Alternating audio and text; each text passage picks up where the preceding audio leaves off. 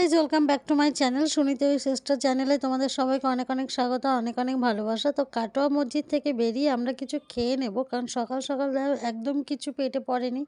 তো আমার মেয়ের পেটটা একটু ব্যথা ব্যথা করছিল খিদের জন্য, তো যার জন্য একটু খাওয়ার একদম পাশেই এই হোটেলটা ছিল। তো এইটাই আমরা কিছু সকালবেলা ব্রেকফাস্ট করে নিলাম। আমার মেয়ে তো রুটি পাউরুটি একদমই খেতে চাইছে না, তো একটু ঘুগনি খেলো, তবু ঘুগনিটা ঝাল ঝাল হয়েছে, কিন্তু কিছু করার নেই, খাওয়াতে হবে।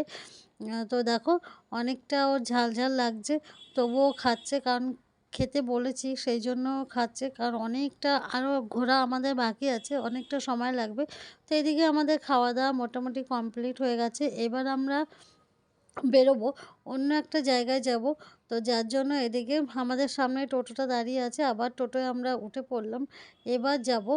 এবার আমরা কোথায় যাচ্ছি জানো? এই দেখো, আমরা ঘোড়ার গাড়িতে ওঠার জন্য যাচ্ছি। দেখো, ঘোড়ার গাড়িতে আমরা উঠে পড়েছি, আর ফার্স্ট টাইম আমি এবার ঘোড়ার গাড়িতে উঠলাম। দেখো, অনেক মানে এখানে অনেক দাম চাই এক একবার ঘোড়ার গাড়িতে ওঠানোর জন্য। তো আমরা অনেকক্ষণ পরে একটা মনের মতো পেলাম, তারপরে এদিকে আমরা একটা ঘোড়ার গাড়িতে উঠলাম।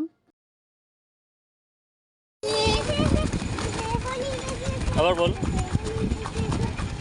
হ্যালো, দেখো আমরা সবাই ঘোড়ার গাড়িতে উঠেছি। দেখো, প্রথমবার আমরা উঠলাম ঘোড়ার গাড়িতে। আমি গাধার গাড়িতে উঠেছি। শুরুই করে। তো প্রথমবার ঘোড়ার গাড়িতে ওঠার এক্সপিরিয়েন্স কিন্তু সত্যি একটু অন্যরকম ছিল, কারণ আমরা ঘোড়ার গাড়িতে একদম ওঠিনি। তো আজকে এইটুকুই, ব্লগটা বেশি বড় করব না। অনেক আনন্দ করে ঘোড়ার গাড়িতে উঠলাম। আমার মেয়ের সব থেকে বেশি মজা লেগেছে ঘোড়ার গাড়িতে, আমরা কোনো দিনই উঠিনি। তো এবার লাস্ট, তো চলো আজকের মতো টাটা, পরের ভিডিওটা অবশ্যই দেখো।